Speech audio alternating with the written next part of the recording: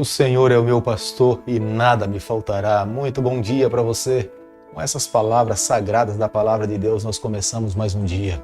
Na certeza, na convicção do nosso coração que nós temos um Supremo Pastor, que Ele supre as nossas necessidades, está ao nosso lado, cuida da nossa vida, da nossa família também. É por isso que a cada manhã nós nos levantamos e os nossos primeiros pensamentos se voltam para Ele com gratidão, com louvores, reconhecendo a sua soberania sobre a nossa vida.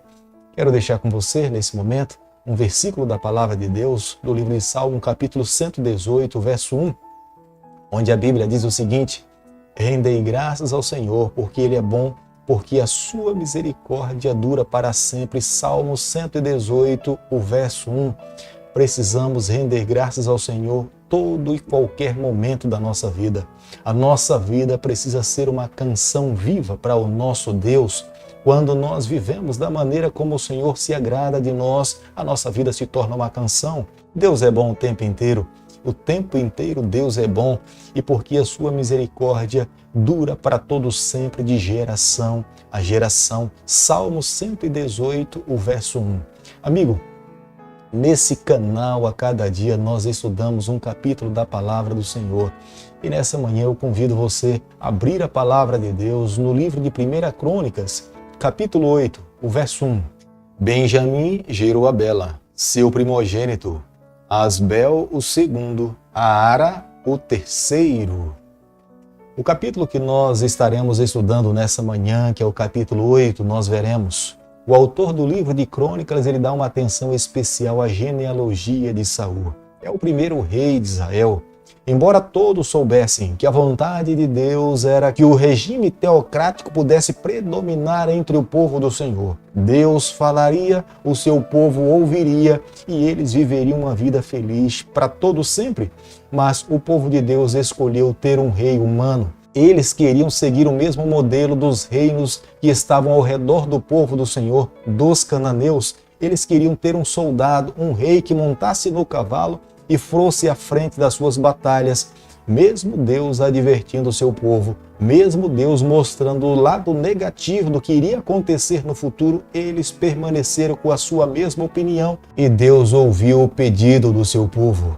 Não se demorou muito para que eles passassem por momentos difíceis e clamassem a Deus, mas Deus é um Pai de amor, é um Deus de misericórdia. Deus ouviu o seu povo e estava sempre solícito a atender a necessidade do seu povo. A genealogia da tribo de Benjamim é uma das mais extensas que nós encontramos dentro da Bíblia. Ela só é superada pela genealogia da tribo de Judá e da tribo também de Levi. A genealogia de Benjamim também recebe uma atenção especial, porque a cidade de Jerusalém estava dentro do território da tribo de Benjamim. E é da tribo de Benjamim que procede o primeiro rei de Israel, que é o rei Saul. A tribo de Benjamim, comparada com outras tribos, nós podemos ver que ela era uma das menores. Mas embora não menor em importância, porque grandes soldados, lutadores, saíram da tribo de Benjamim.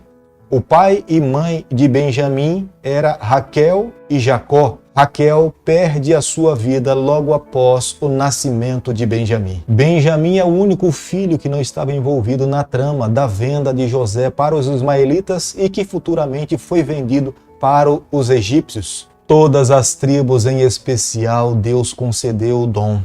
E a tribo de Benjamim tinha recebido um dom especial de Deus de ter soldados valentes, guerreiros e temido por outros soldados. 1 Crônicas, capítulo 8, o verso 8, a Bíblia diz o seguinte: Saarim, depois de ter repudiado suas mulheres, Uzim e Baara, gerou nos campos de Moabe. O autor do livro de Crônicas, após citar diversos nomes, compor a sua genealogia, ele dá uma pausa para mencionar a separação de uma família. Saarim mandou embora as suas duas esposas, Baara e Ruzim. Quando nós olhamos a família no Antigo Testamento, nós vemos muitas famílias viverem o regime da poligamia. Mas isso não quer dizer que Deus se agradava dessa forma. O modelo estabelecido por Deus para a família nós encontramos no livro de Gênesis. Deus criou um homem, Deus criou uma mulher, os abençoou para que eles pudessem viver uma vida feliz. Este era o ideal de Deus para a família.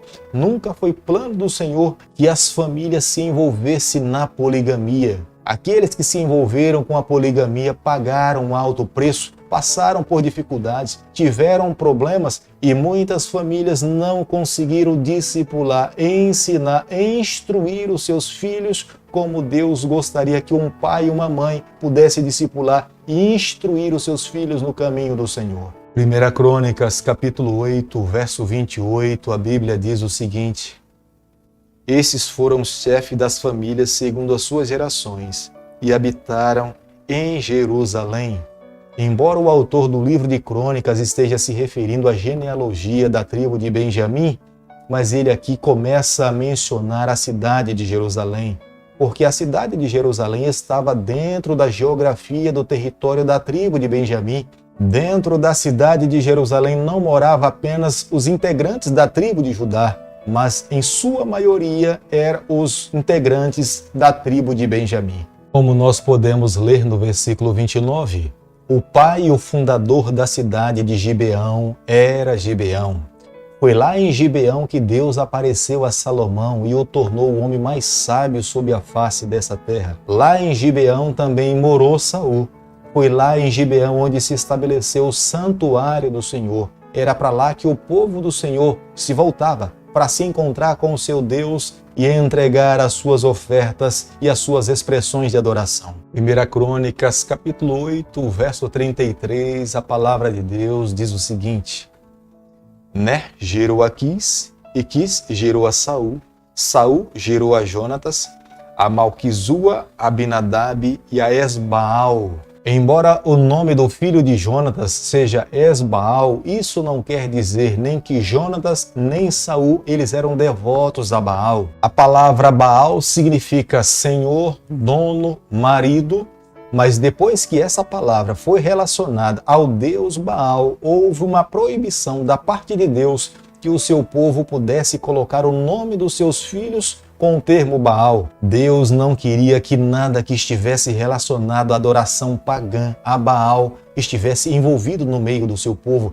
Deus queria uma separação clara, distinta daqueles que eram santos e daqueles que eram profanos. Quando nós fazemos um estudo detalhado da palavra de Deus, nós vemos que gradativamente os israelitas começaram a colocar em prática nas suas vidas o que Deus tinha determinado para o seu povo.